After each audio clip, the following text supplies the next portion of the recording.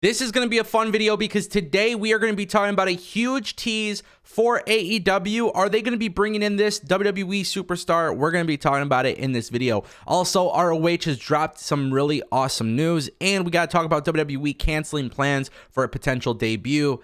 We're talking about it all in today's video, so if you guys want more videos like this, don't forget to click that subscribe button and ring that bell. We're going to kick things off with Veer Mahaan. Don't click off of this part. Do not fast forward, because this is going to be fun. WWE has no idea what the hell they're doing with Veer Mahaan. Okay, PW Insider is reporting that WWE has no plans with him. They have no plans to bring him in the Royal Rumble. And honestly, this is mind-boggling to me. This is absolutely mind-boggling to me. And I don't even want, I just kind of want to take like a minute or two to rant about this, okay?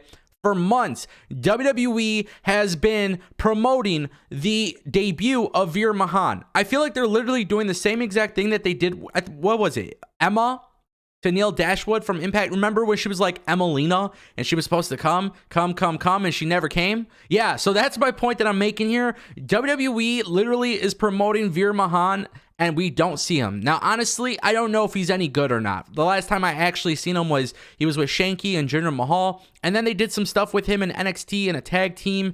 That was really weird, but that was like the black and gold brand of NXT, so I don't really remember what the plans were there. Nonetheless, my point that I'm actually making here is this. WWE is in a really weird situation with this guy because they're promoting him, then they're not bringing him in. Here's how you bring him in, okay? Bring him into the Royal Rumble. He doesn't have to take out the most people. He doesn't have to last the longest. Honestly, at this point, people just want to see if he's going to enter the Rumble. Have him enter the Rumble. Take out somebody.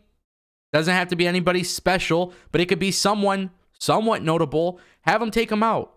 Just shock the entire world. Veer Mahaan finally came. And then when he removes somebody from the Rumble, you build a storyline off that. Guys, this is not difficult. I can't understand how WWE sometimes could do some really, really good stuff on television, and then for some reason they do stupid shit like this. I can't understand it. I can't understand it. As a wrestling fan, it just angers me because I watch the show. I watch Mondays, Tuesdays, Fridays, right? And there are certain things on these shows that are actually good. Some things are actually entertaining. And then it's like, you want me to get excited about this guy? How do I get excited about this guy? I can't get excited about this guy. You know, I feel bad because one of the things that I said before about AEW, I was like, I wish AEW would do more vignettes and tease things. But when I see WWE teasing this bullshit and don't do anything, it's like, maybe I don't want vignettes anymore. I don't know. It's just really weird. WWE has no plans for him. It's really strange. I don't get it. I'm not even saying this guy's going to be a freaking superstar in this company. But for months and months and months, you're telling us he's coming. You have no plans for him. I just don't understand it, man. Anyways, let's talk about some good stuff. Ring of Honor. Ring of Honor has announced that they have a Hall of Fame that is coming out. In February, they will be doing the announcements of who's being inducted. And I love this. I love the idea of Ring of Honor doing Hall of Fame because I think there is a lot of great talent that have come from Ring of Honor. In fact, I think AEW and WWE doesn't have the amount of great talent that they have if it wasn't for Ring of Honor. And I mean that as a compliment to Ring of Honor. So ROH will begin doing inductees starting this upcoming Monday, and then every week in February, there will be new inductees. I think this is a great opportunity for ROH to give flowers to Samoa Joe. I think Samoa Joe needs to be inducted.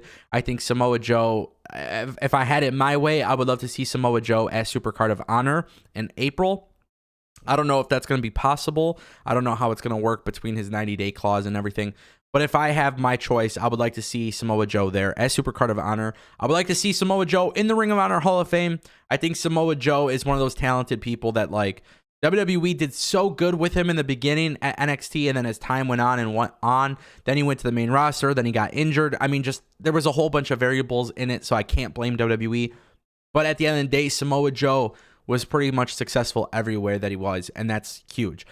For the Ring of Honor Hall of Fame, there's going to be a lot of names that you know, and there's going to be a lot of names that you probably don't know. But just keep in mind, with the Ring of Honor, there is a lot of talented people that work there. And I think CM Punk will be one of those guys who gets inducted. In fact, I think he should be the leader of the Hall of Fame.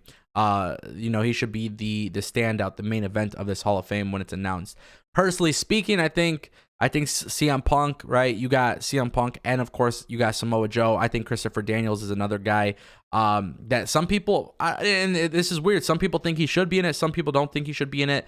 You know, my thing is this, guys. There is a lot of talent in ROH, but a lot of the talent in ROH went other places. And I think if you're going to be in the ROH Hall of Fame, I think your accomplishments outside of ROH need to also be included. And I think, you know, that's important. So we'll see. It's going to be a huge debate for a lot of people, but there's a lot of names, honestly.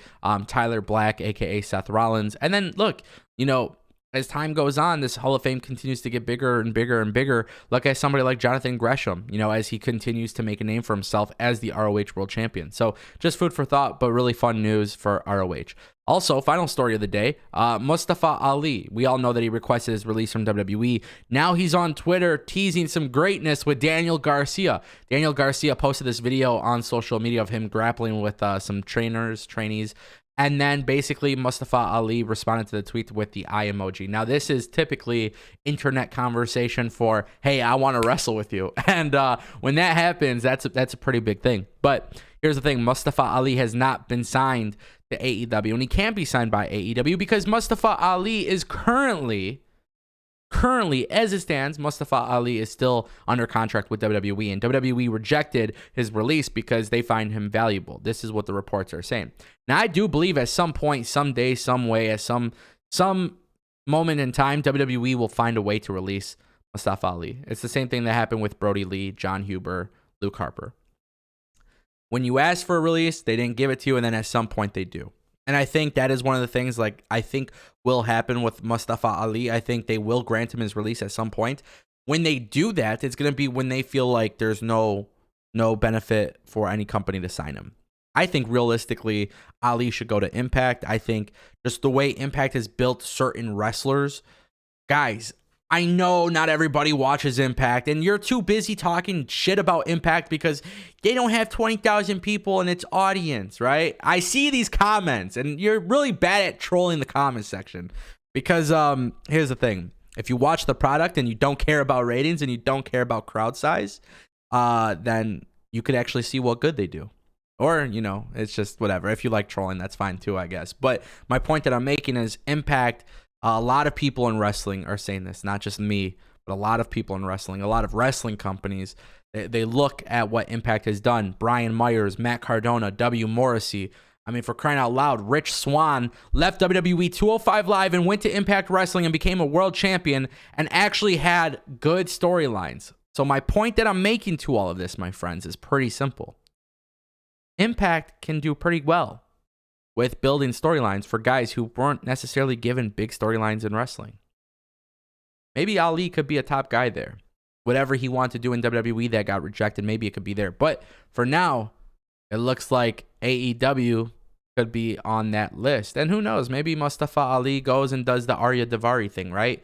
Have a match here on AEW, have a match here on NJPW Strong. Like, you could work a whole bunch of other places. Maybe that's the route that he goes, but time will tell if WWE releases him. I love this. I love seeing the Twitter engagement back and forth. That's really, really fun. And I think Daniel Garcia and Mustafa Ali would be a sick match. So let me know what you guys think in the comment section down below. Thank you so much for watching. I'll see you next time.